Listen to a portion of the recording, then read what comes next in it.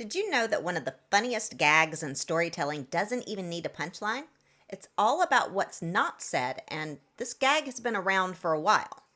Before we go way back, let's turn the clock back to a not so distant, simpler time with a boy named Calvin and his tiger Hobbes.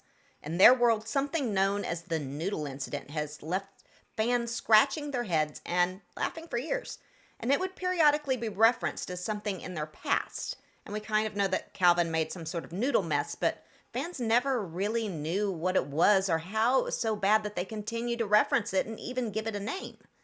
It's like tickling our funny bones without showing us the tickle.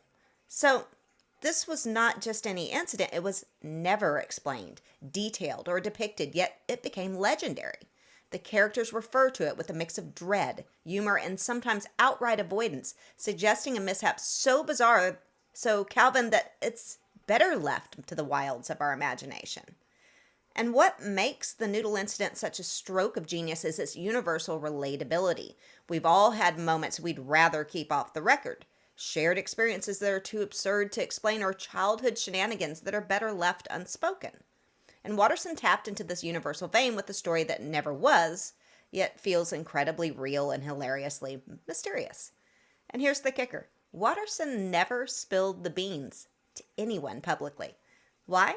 Because the real comedy gold lies in the guessing game, in the whispers between characters, and in the shared looks of horror or amusement. Watterson handed us an unwrapped gift and the joy of endless possibilities. But let's not put all our noodles in one basket. While Calvin and Hobbes brought this form of storytelling to the limelight of popular culture, the essence of the Noodle incident has been simmering in the cauldron of storytelling long before Watterson's time. It's a technique that classic literature has employed with a sly nod and a wink, inviting readers to lean in closer, only to whisper, "I'll never tell." And it's a type of trope. In the simplest terms, a trope is a familiar shortcut, a kind of storytelling shorthand. It's like those stickers on fruit that tell you what you're about to enjoy before you take a bite. Tropes help set the scene, introduce a character, or move the plot along, using elements so well worn they're almost part of the collective subconscious. This noodle incident trope, as we'll call it, might give you a sense of deja vu. And while you won't find noodle incident defined in any of your literature books, it does appear in literature. So let's look at some literary examples, starting with Shakespeare. When we open the pages to any Shakespearean work, we're essentially stepping into a time machine. Take Romeo and Juliet, for example. Sure, it's a story about love, rivalry, and tragically poor timing, but it's also a lesson in friendship dynamics, courtesy of our man Mercutio. Mercutio, with his quick wit and quicker tongue, often hints at wild escapades shared with Romeo. And though never fully disclosed, these tales paint a picture of a bond that's been through thick, thin, and downright ludicrous. For instance, in Act 2, Scene 4, Mercutio says to Romeo, "Alas, poor Romeo! He's already dead, stabbed with a white wench's black eye, shot through the ear with a love song, the very pin of his heart cleft with the blind bow-boy's butt shaft." Here, Mercutio mocks Romeo's romantic woes in a way that indicates familiarity with Romeo's tendency toward infatuation, suggesting they've witnessed each other's highs and lows over time, and this may not be the first time Romeo's fallen hard for a girl. Now, let's fast forward a bit in time to Moby-Dick. While the novel primarily focuses on Captain Ahab's obsessive quest to hunt the titular white whale, Moby-Dick, there are several allusions to past voyages and experiences at sea that are mentioned only in passing, leaving much to the imagination of the reader.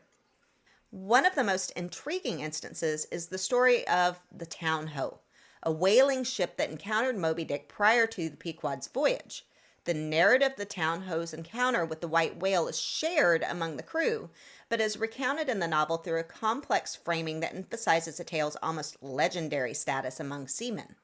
Melville uses this story to build the mythos around Moby-Dick, enhancing that aura of mystery and doom that surrounds the whale. However, the details of the Town Ho's voyage and the fates of its crew are only briefly sketched, leaving readers to wonder about the full extent of the encounter and its implications. And there's another instance in the novel. Ishmael and Queequeg, two of the novel's central characters, share a deep bond that is hinted to have been forged through prior adventures before joining the Pequod.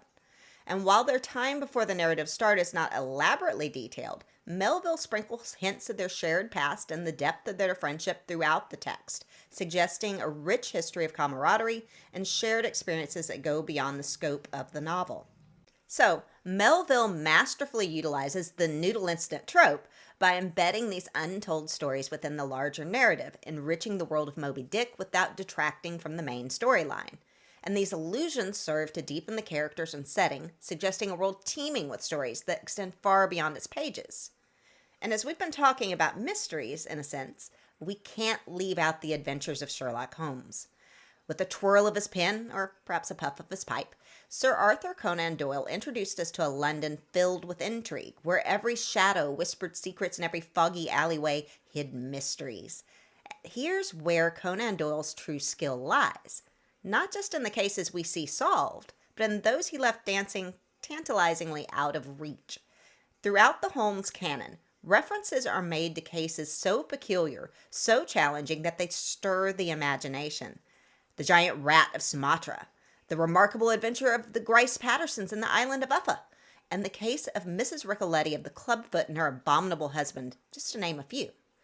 These fleeting mentions serve a dual purpose. They illustrate the breadth and diversity of Holmes' career and invite us, the readers, to go on a mental exercise of deduction and imagination. And in a way, Conan Doyle was orchestrating spin-offs long before the concept became a cornerstone of television networks. Each mention of an unsolved case is a thread left untangled, a door left ajar to rooms we're never shown. And this approach transformed readers into participants, engaging our minds in the art of deduction and encouraging us to weave our own tales in our imagination. And it's this invitation to co-create the story that makes this Noodle incident trope work. Imagine reading a story where every detail is laid out, leaving nothing to wonder about. Sounds boring, right?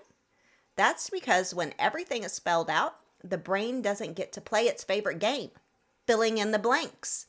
By leaving certain events unexplained, authors tap into our desire to be part of the story. It's a bit like being handed a box of crayons and an outline. We color the story in ways that resonate with our personal experiences and emotions. It taps into a deep psychological need for participation and personalization.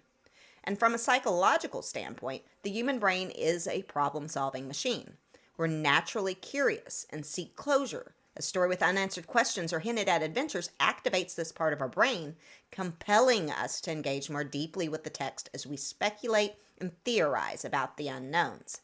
So the reading experience becomes more immersive and memorable. It's a reminder that sometimes the most impactful stories are the ones we help to tell in the quiet spaces between the lines.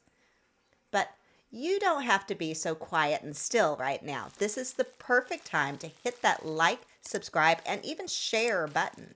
And that way you'll stay abreast of any future videos that come to the channel.